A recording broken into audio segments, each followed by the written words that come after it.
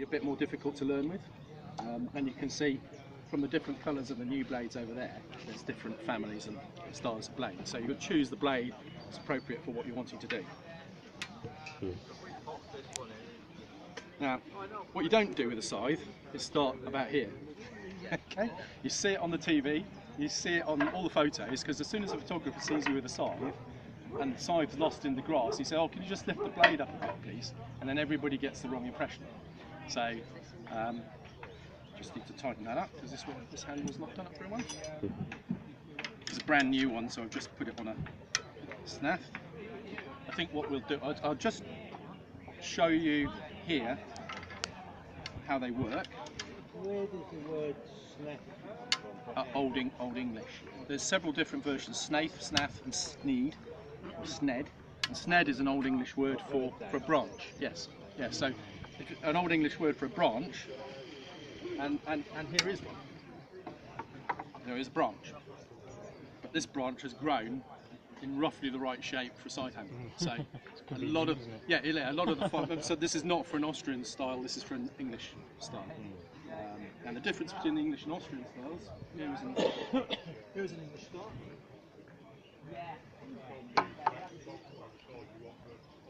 So it's got a lot of curve on it, but not as much as that. So what you're going to find with the English one, is in a slightly different stance, you're going to get used to just leaning into it a little bit more.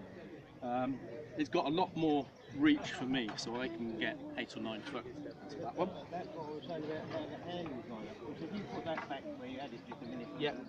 they're totally different, aren't they? They are, yeah, and that's quite actually on the other side of the shaft. They are, yes, yeah. Now, with the Austrian ones, you're pushing them round. With the English ones, they're upright, so you're kind of doing. You will find Old English sides and junk shops with these handles anywhere set. Some people have them underneath, and some people have them on top. It's local and regional variations. Nobody's right. It's what you're used to. But with the Austrian ones, you've got a lot more variability in how you can set the height for you. So go up and down these, you get a lot more change in height than you will going up and down that. So it's more or less get the blade and the handle and lay it on the ground where you're going to be and decide where you feel comfortable with your hands. There's this, in the notes there's a description for setting them up right. So what we do is we put them up like this, and then we set the hand grip until it's roughly with your hip bone. So this is actually an inch low for me. It should come up one.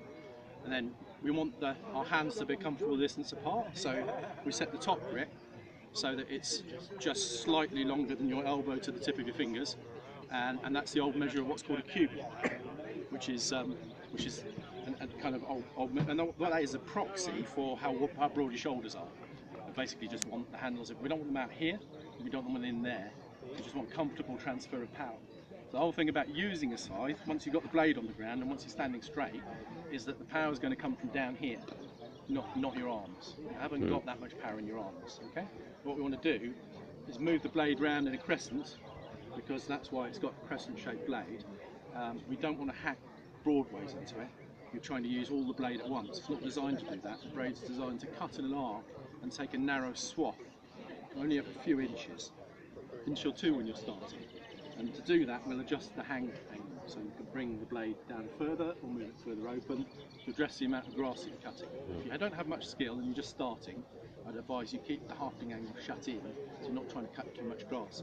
What happens is people tend to hack, stops halfway through the sweep, you can't complete the sweep, there's a shock to you and the scythe, and you never develop a proper style.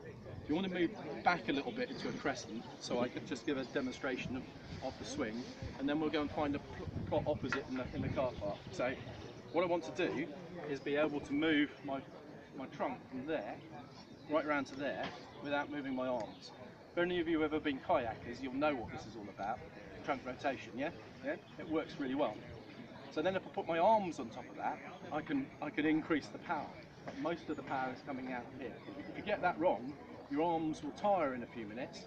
You can't work all day with your arms. Most of your power is down here. You need to use that power. When I do this, where's the scythe blade going to be? My hands are staying level, aren't they? So the blade's going to stay level. If I do this, what happens to the scythe blade? It goes up and down, doesn't it? It's not going to cut very much, and it's not going to cut very accurately. So, technique for using a blade then is exactly what I've just done. Start over here, blade about there, and move it around like that. I haven't sharpened this blade yet, so I'm going to give you a demonstration of sharpening the blade in a minute. So I'm not stooped over, just happy like that. I'll show you the English one. I've cheated and sharpened this one already.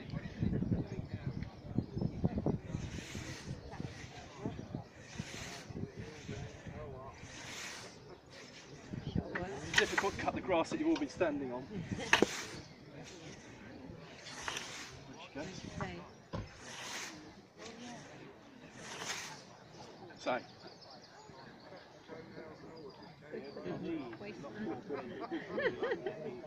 because it hasn't got as much lift on the handles, has it? Yeah, so, yeah. But that one's designed for me to race with, so it intentionally gets me lower and wider out. We'll take a couple of these over there, and so anybody who wants to have a go is welcome to try them, alright? Yeah. Any questions before we do that?